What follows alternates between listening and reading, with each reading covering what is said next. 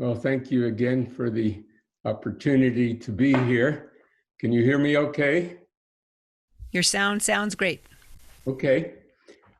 Since this gathering is to celebrate the Wesak, even though Wesak was actually last week, the full moon, we're celebrating it now. And so I thought I'd talk a little about what Wesak is, how it came to be celebrated as the union of the Buddha and the Christ. And maybe instead of talking about it, we can actually experience the Buddha and the Christ. I thought that would be more helpful. So I'll talk a little bit about it.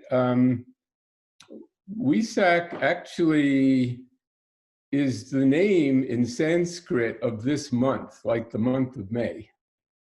So it existed long before Buddha and before Jesus and so on. It's in Sanskrit, it's Vesaka. It's just basically this month. But what happens this month? Well, we just had the new moon in Taurus, and then just recently after that, 2 weeks after, the full moon in Scorpio. So this is very profound time. Of course, each new moon and full moon has its own energy. The new moon in Taurus, it's actually, this month is the feminine energy. It's the energy of Mother Nature. And Taurus is the earth, it's grounding. And it's the time when seeds are planted in the earth. Then Scorpio, 2 weeks later, is the sign of Kundalini, or spiritual awakening, or it's the time when the seeds start to sprout and the life force starts to come forth and give rise to all the beautiful beings in nature, all the trees and the sprouts. In fact, and in India, the sadhus and holy men pray to the goddess for the awakening of the Kundalini, because they recognize that as the female force that gives rise to spiritual awakening. So you have this polarity in this month of the new moon in Taurus and the full moon in Scorpio. So this Scorpio energy is extremely powerful. It represents the Kundalini, or the consciousness, which is stored actually in the root chakra, and that the yogis raise up consciously throughout the body to awaken all the other chakras, especially the Sahasrara chakra, which is symbolized by the Buddha. So at this time of year, the ascended masters gather, and they use this energy to awaken their students and to impart to them the guidance for the coming cycle, for the coming summer. And that is why traditionally this is a very powerful time for initiates on the path. So what I try to do always is the 3 days before the full moon to meditate and seek guidance, because that is the time we are most open to receiving that. And I find usually I get some kind of guidance that comes through prior to the full moon. The full moon was actually the night of the 6th, May 6th, and early in the morning on the 7th, like 3:45 in the morning of the 7th. But it's never too late to awaken that energy, regardless of the cycle of the moon we're in, and we can always ask for guidance. The story of Wesak was started by actually Ledbetter in the Theosophical Society, and I spent considerable time at the Theosophical Society in India doing research on this. And actually, it's kind of a myth, because like a lot of these spiritual groups, they start out with an essential truth, but the way they attract new followers is by giving more and more stories and more information that don't actually bring you closer to self-realization, which you only realize through meditation.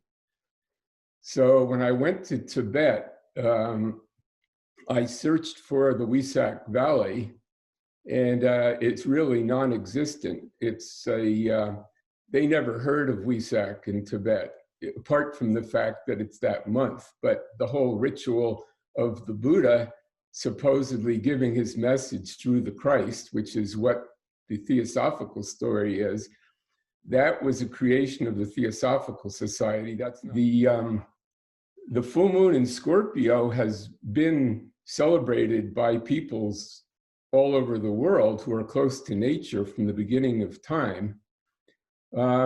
It first came to be related to, well, of course, we don't even know when the Buddha lived, except roughly 500 years before the birth of Christ.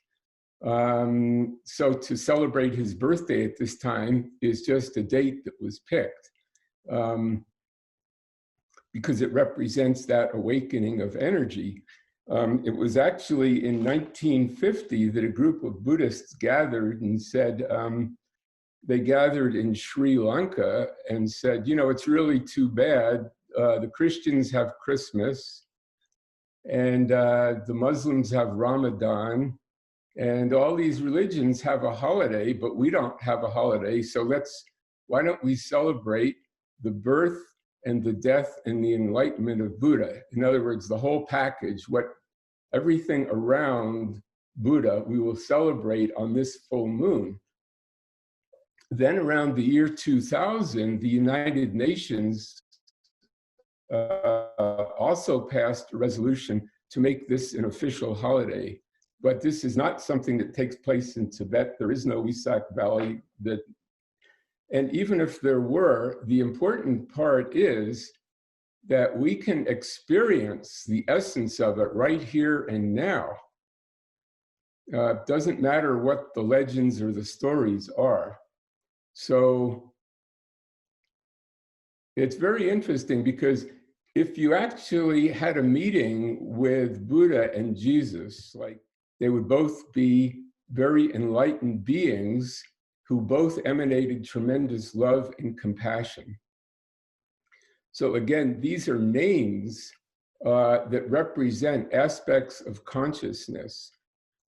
If the Buddha needed to give a message to the earth, to humanity, he does not need Jesus to do that. The story in Theosophy is that Buddha comes down and gives his message to Jesus, and Jesus transmits it to people.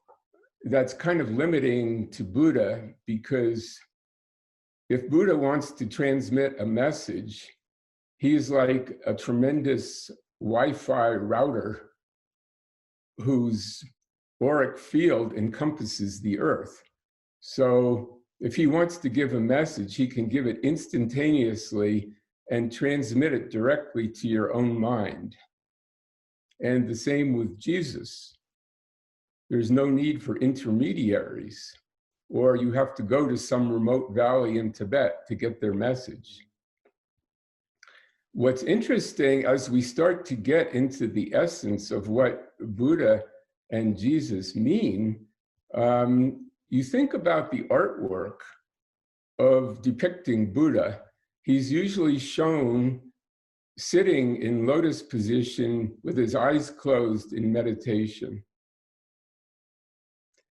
When you see a picture of Jesus, he's usually standing, frequently with his hand raised. Sometimes he's opening his chest and you see his heart. It's called the Immaculate Heart, or the Immaculate Heart of Jesus, or when you see Mary, it's the Immaculate Heart of Mary. But you'll see those pictures of Jesus revealing his heart. So he seems to represent compassion, although Buddha talked about the need to develop compassion also.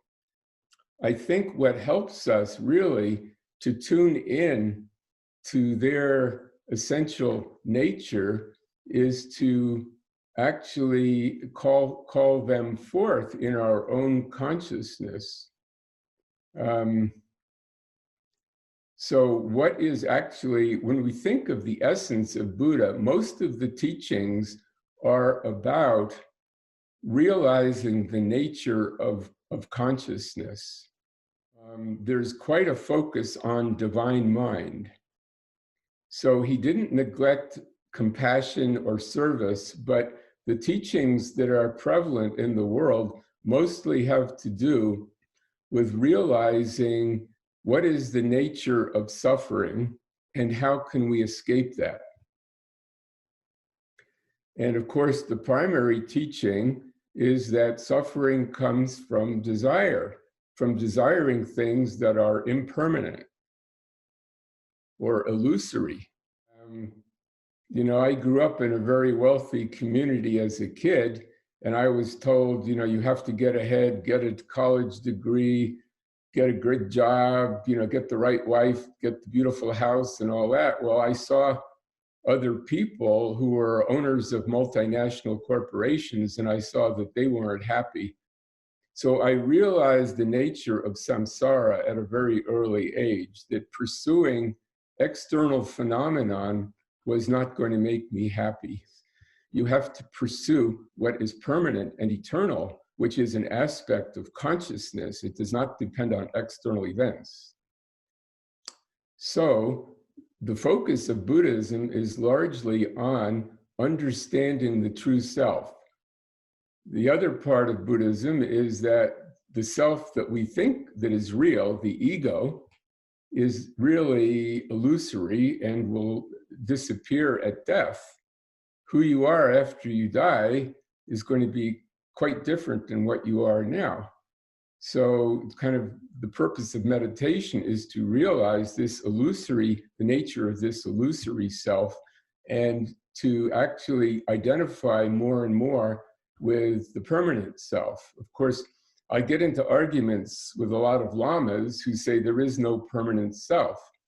But if that were true, why would they pray to Buddha and Padmasambhava? Obviously, they believe these beings are still existing. What they really mean by there being no self is there is no ego, permanent ego self. So we can meditate and realize the nature of this illusory self. So there are two parts to this meditation. One is the vipassana, one is the actual, what the Tibetans call shine, which is the calm, abiding meditation using the observation of the in-breath and the out-breath. So that slows down the mind, and you begin to realize that there is a space between the thoughts. And in that space between the thoughts, you begin to realize your true self. And in that space of no self, you can ask the question, who is actually observing this, or what is observing this? So this is where Vipassana comes in, the path of self-inquiry. Who am I? And a way to deal with that is even, who is asking, who am I? So this is the kind of meditation people go on 3-year retreat or even 12-year retreat to do. And this is how you become enlightened.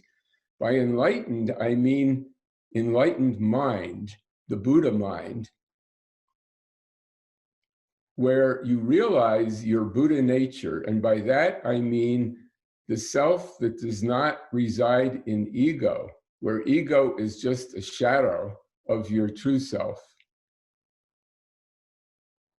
The shadow is cast by the light of your true self, and it is cast in the shadow of your thoughts. Whatever thought you think appears as real.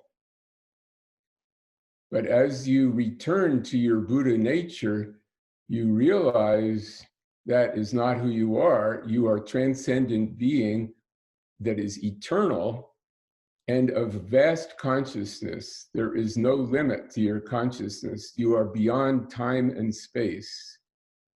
And you can go into that consciousness and become a Buddha. And Buddha said, just like Jesus, he said, everyone has Buddha nature. And it's like Jesus said, everyone is a living Christ. The kingdom of heaven is within you. So realizing that Buddha nature, you no longer look to the world for the meaning of life or for your happiness. And I would like to suggest that we take maybe the next 5 minutes and do this as a meditation, because this will mean more in the long run than if I give a long-winded explanation, about the theosophical interpretation of the Buddha. So I didn't hear anybody say no, so I'll just go ahead. I don't think we're going anywhere. I think to take 5 minutes and do this, I've been doing this actually for a couple of hours today already. But if we can that we can actually experience the Buddha, not as a person, but as your enlightened mind, this would be something very valuable.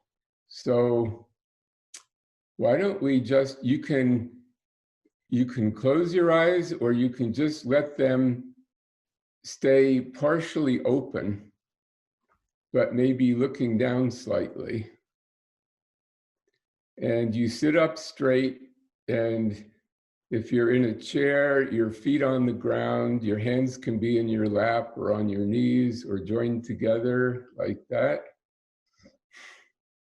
You make sure your spine is straight, you're sitting up straight, and you put your tongue against the roof of your mouth. This completes the bioelectric circuit. The energy I talked about, the Kundalini energy, that is coming up from your root chakra and your sacral chakra, going up through the central channel in your spine, goes right up through your tongue. And when you join your tongue to the roof of your mouth, it goes on up into the pituitary gland and the pineal gland, which awakens your third eye. Then eventually it illuminates the crown chakra. And you'll see like a lotus blossom there, and you can imagine the Buddha or your higher self sitting in that chakra, or just a ball of light that is your I am presence. But the important thing is to go into the universal consciousness. So putting the tongue against the roof of the mouth will help this. And I call on the cosmic Buddha to come forth now through everyone and awaken them to their true Buddha nature, their Buddha mind. So observe the in-breath and the out-breath, the rise and fall of your chest.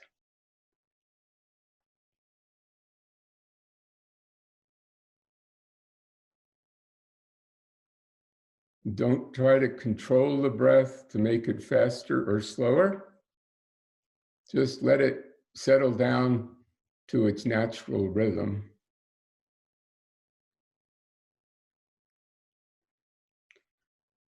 And when a thought comes up, you just label it thinking and come back to the breath.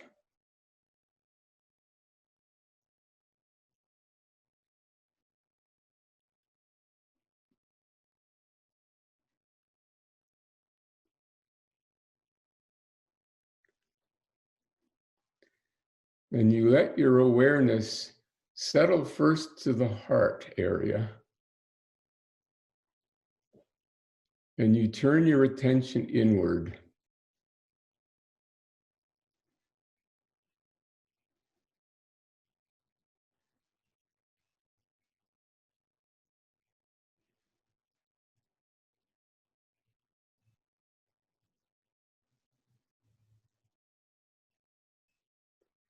And gradually your consciousness ascends into the head. The Kundalini Energy is rising up your spine and awakening the consciousness of divine mind.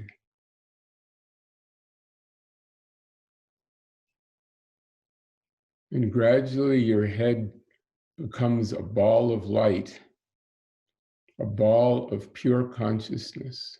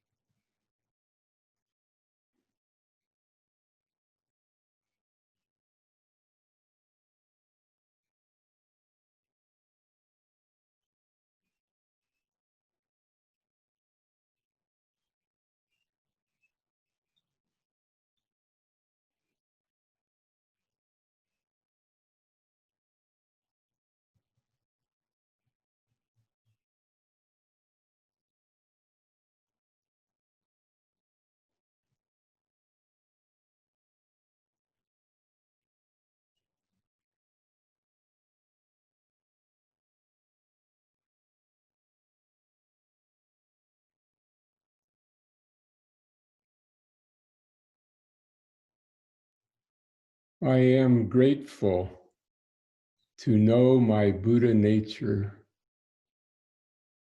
the unlimited aspect of divine mind. There are no limits to absolute consciousness that permeates all creation.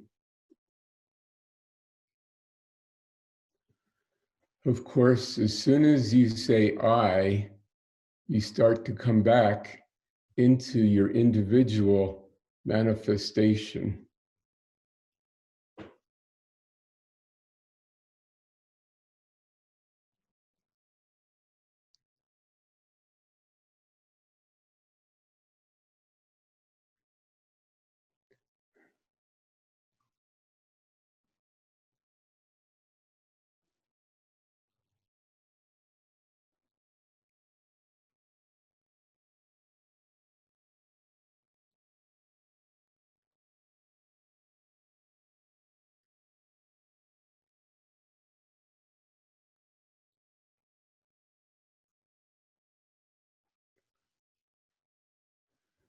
So there are some beings who used to sit in caves or be on retreat in cabins in the mountains and just sit in their Buddha nature with no awareness of self at all. But this can go to such an extreme that to someone finding your body, they would not even think you were alive. The story is that when the Chinese went into Tibet, they found bodies in caves and they started to dispose of them. Then they discovered that these beings were actually alive. They were just in this Buddha consciousness.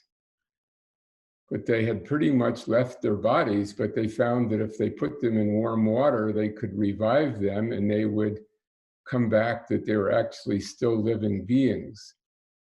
I don't feel this is a necessity to experience that at this time.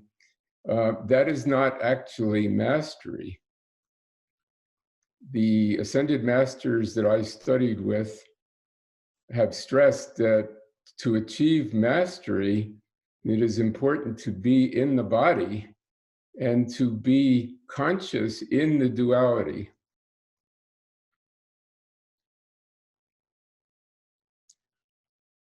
So that is where the Christ aspect comes in. Jesus was a Buddha. The stories are, if you read actually the stories of his travels in India, which have been preserved by the Indian government, you'll find that he studied Buddhism and actually attended the Fourth Buddhist Ecumenical Council that was held in Kashmir, and that he was regarded as an enlightened being, as a Buddha at that conference.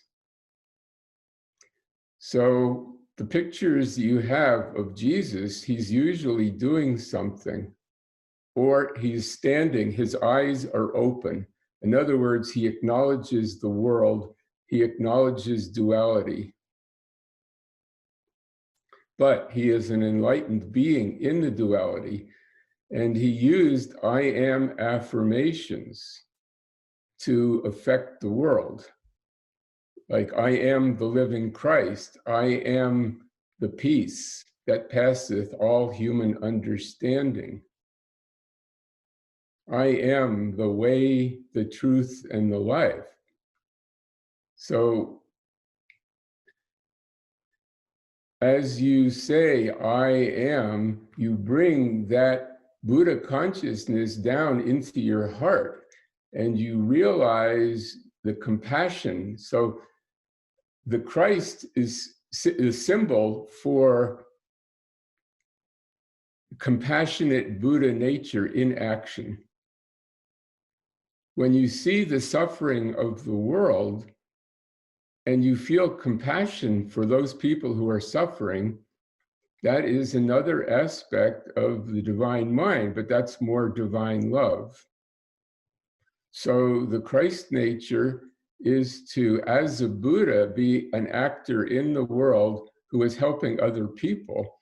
And of course, one of the things you realize as a Buddha is the suffering of the people around you, the suffering of humanity. So it doesn't mean just rushing out and feeding everybody. One of the first things is to awaken people, and that's what Buddha means. Buddha comes from the root buddhi, which means awake or wakefulness. So a Buddha is someone who is awake. So as an awake being, you realize there are a lot of people who are asleep and they're suffering in their dreams. So you say, how can I awaken these people? So that is what we can all do as students of the masters, is seek to awaken people. And then, of course, you can also take action. You can go out and feed the homeless and things like that. Or even in prayer, to do I am affirmations to benefit others is of tremendous benefit.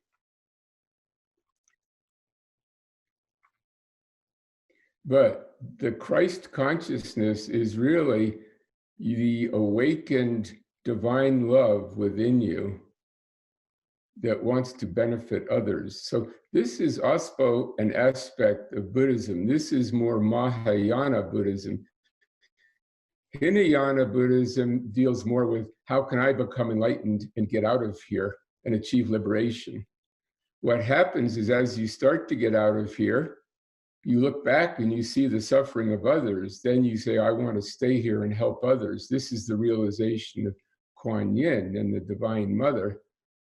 So I've had that experience being above the earth with Saint Germain, and he said, would you like to leave? And at first I was inclined to, and then I heard all the suffering on the earth, the wailing and the sobbing, and I had no other choice but to say, I want to go back and help. So this is where mastery comes in. How can I be an awake being and be in the world and be of benefit to other people?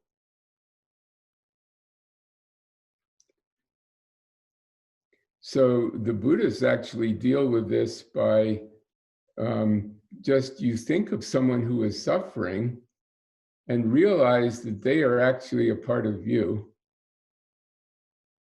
And you feel the suffering in their heart and know that that is also in your heart. Then you breathe out light from your heart to their heart, and you imagine them becoming filled with light, and you imagine them being joyous. And this is one way you develop compassion, is by seeing and experiencing the suffering of others.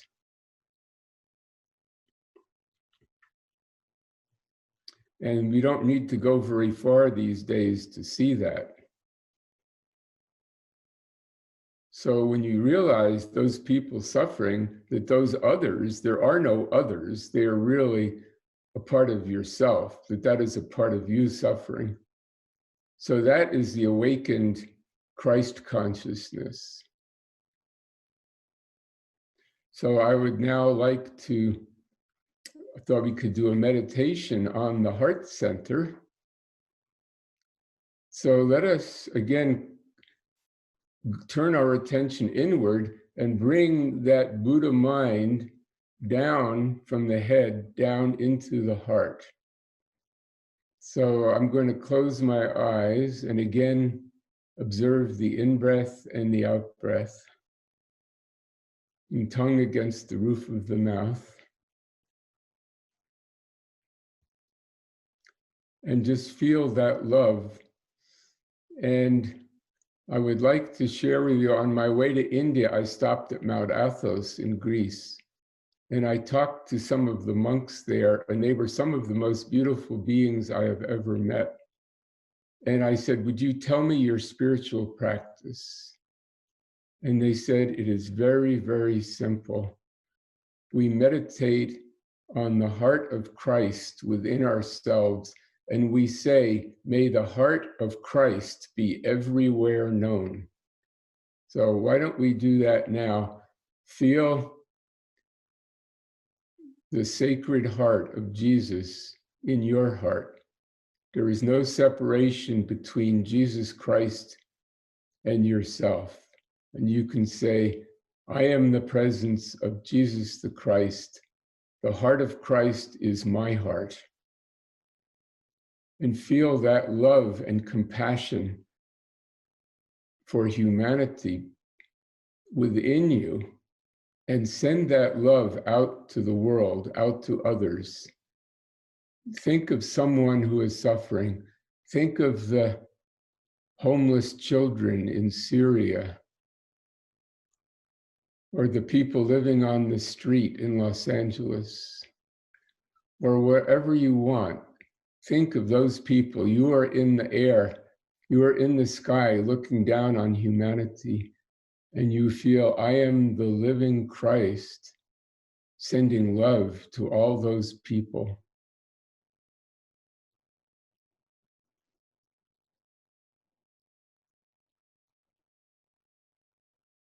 Feel rays of light from your heart going into their hearts, and from the palms of your hands going into them. See yourself as a living Christ.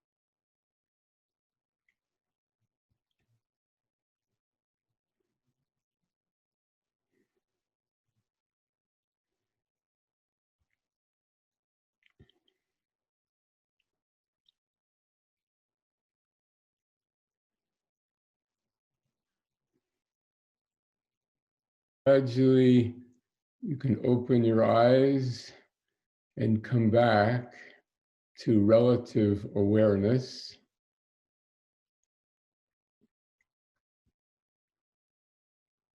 And just feel what that is like. First, we had the Buddha mind, then we had the Christ heart. So how do you work with both of those simultaneously? See, that is the essence of the Wesak. It is the Buddha working through the Christ.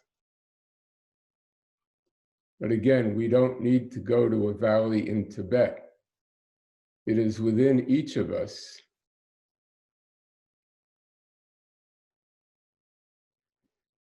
Now, what is the union? How do we achieve that union? Actually, there is a third center, which is halfway between the mind and the heart, and that is the throat center. So that is actually where the divine power comes through, your power to create. It's those three working in harmony.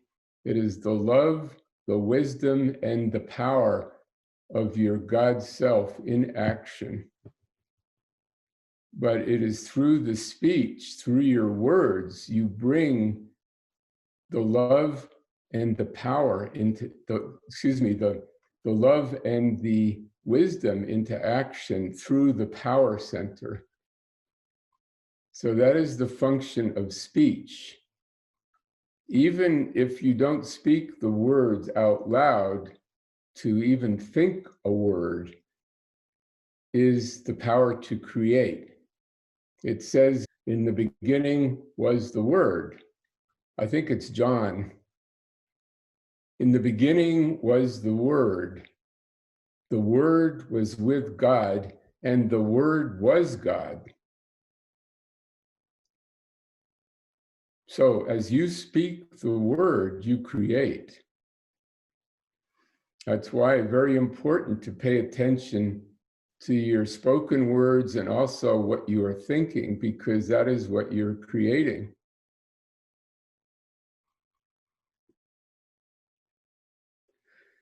So as you go within, you go into the Christ center and feel the divine love.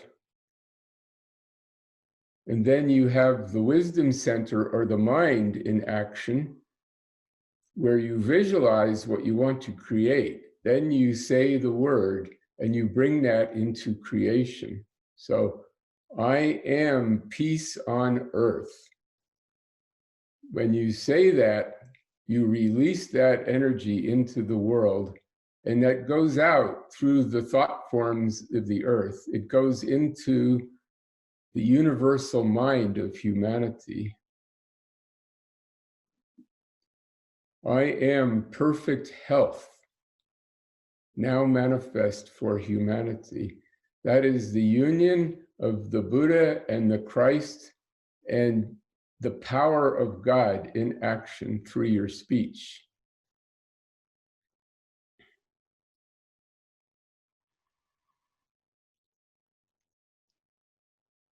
I am perfect health. I am divine abundance, now manifest in my hands and for my use this moment. I am the commanding, governing presence of God going before me throughout this year, commanding perfect peace, love, wisdom, harmony, and God's divine plan in all activity. By the power of God in action, I am. Whew. So this is what you are creating.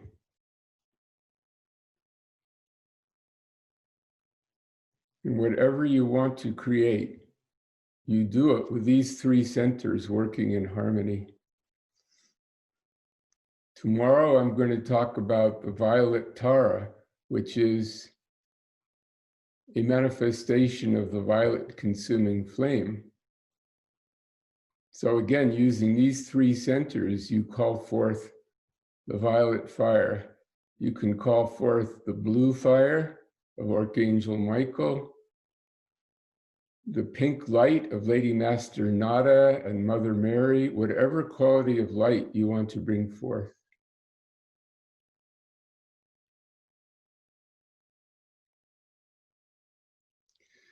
Now, something that may help you, a slightly different meditation, you can meditate on some Sanskrit syllables.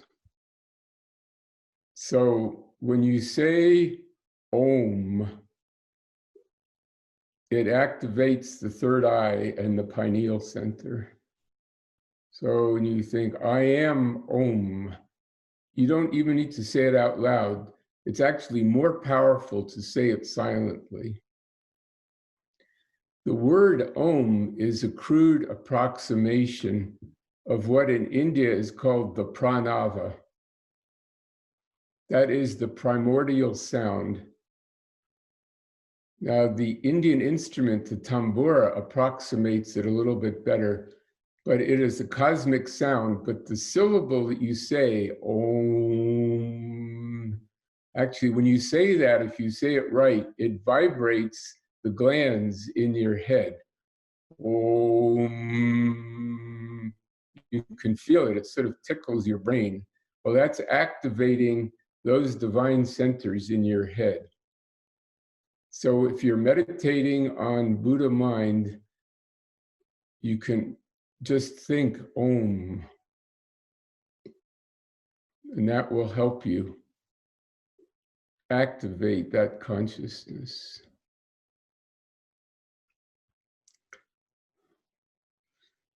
Then to activate the throat center, the power center, the Sanskrit syllable Ah. Why is it around the world when people have a wonderful experience, they go, ah? That's not just in England or America, but I think around the world, in South America, in France, in China, I think when people have a wonderful experience, they want to express something joyful or pleasurable, they go, ah. That's because it's the union of those three centers. So you can meditate on ah.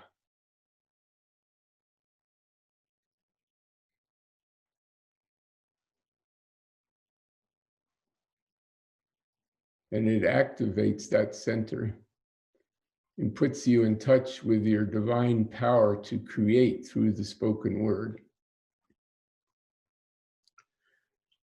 And then lastly, you come to the heart center, and that is Hung. Hung, H-U-N-G. And you can feel it when you say that, it vibrates there, Hung. You put your hand on your chest and you say Hung. There's a vibration there. I am Hung.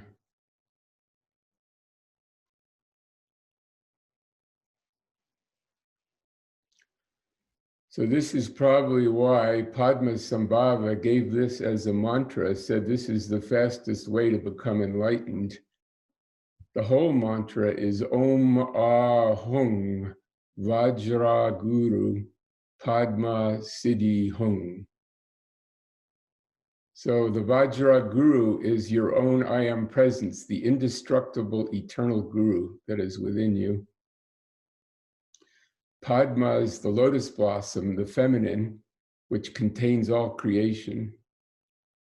Then Siddhi Hung is the full realization of your God self. So you say Om Ah Hung Vajra Guru Padma Siddhi Hung. You are invoking all three aspects of your divine nature.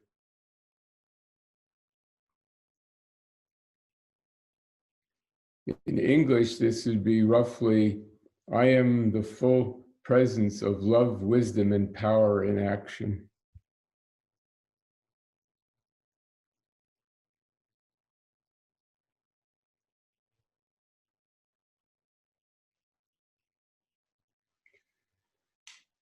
So I'm going to ask if anybody has any questions at this point. Everybody's enlightened. Everyone is speechless. So there's many, many ways to meditate. I like, again, follow the breath and then go within to your heart. But some people meditate on the sun. Again, if you do that, don't look with your eyes open. You look initially with your eyes open, then you close the eyes and realize the sun in your heart. But there are many, many ways. I used to sit on the banks of the Ganges, and I learned this from Hermann Hesse in Siddhartha. I would just listen, try to hear Om in the sound of the river. I couldn't hear Om, but I listened to the gurgle of the water. So that was another means to slow down the mind to feel your true nature. Why don't we, since we have invoked Buddha and Jesus, and also we might as well invoke the entire hierarchy of ascended masters. And we may be under the guidance of different masters. I might be under one and you might be under a different one. So why don't you ask if there's some guidance, personal guidance, that that master has for you over this coming year. So what I say, I am going forth now to the ascended masters, asking for guidance, to be shown what my work is over the coming year, what I should work on personally within myself, any bad habits I need to overcome, or any work you wish me to do. I am the illuminating, revealing presence forth, revealing to me what I need to know. So again, why don't we take a little time to close our eyes and see what we get.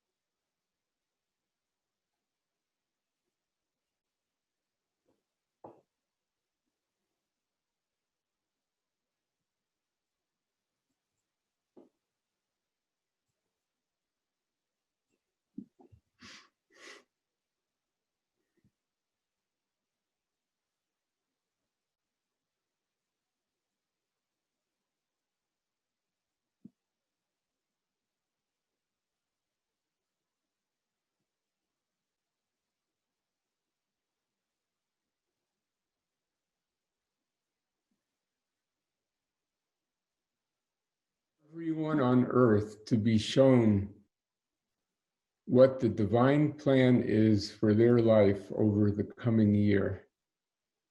I am God's divine plan come forth for humanity in full power and dominion now. I am being shown what my part is in the awakening of humanity.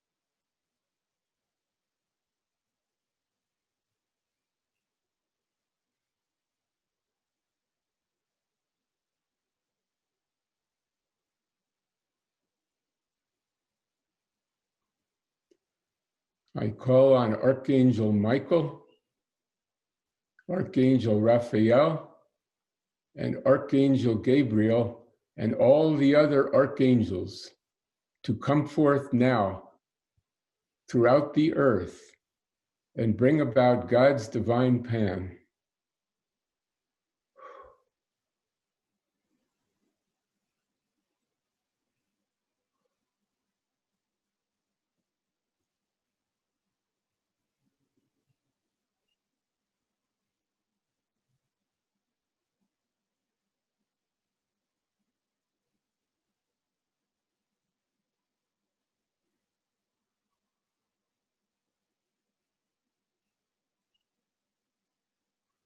The light of God never fails.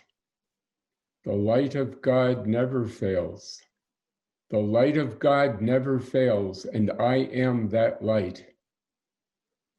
The light of God always prevails. So let it be.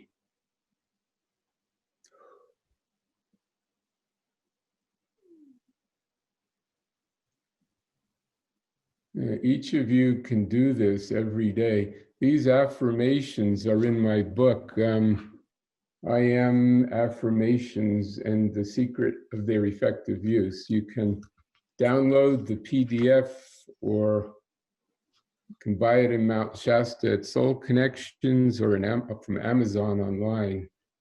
But most of the book is affirmations, and it takes about 20 minutes to read through them.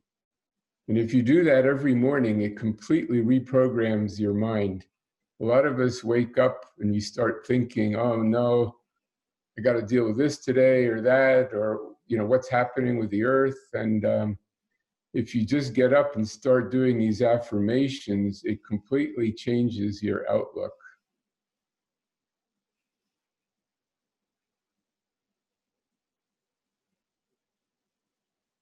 Again, I wonder if there are any questions. You could type them in the chat box, these groups. So wherever you are around the world, don't feel limited or cut off that you need to be in Washington, D.C., or you need to be in a big city to change the world. You change it wherever you are. Your mind is everywhere. That's the beauty of the Buddha consciousness. There is no limit to it. So just our meditation that we did with this small group of people online affected the entire planet. I have no doubt of that whatsoever. Wherever you are, you're affecting your environment, you're affecting your neighbors, you're affecting the city in which you live, the country, the whole world, Sometimes I go into the center of the earth. Now, you can just do this with your mind. There are beautiful temples there where you can sit and meditate, and you go into this divine consciousness and do affirmations there, sending them throughout the entire planet. And this is a tremendous benefit. There are people who've been asking about contacting me or downloading my books. So I give my website. It's iamteachings.com.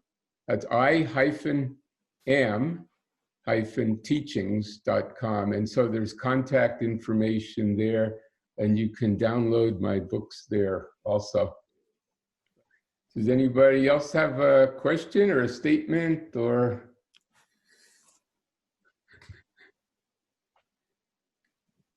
Anyway,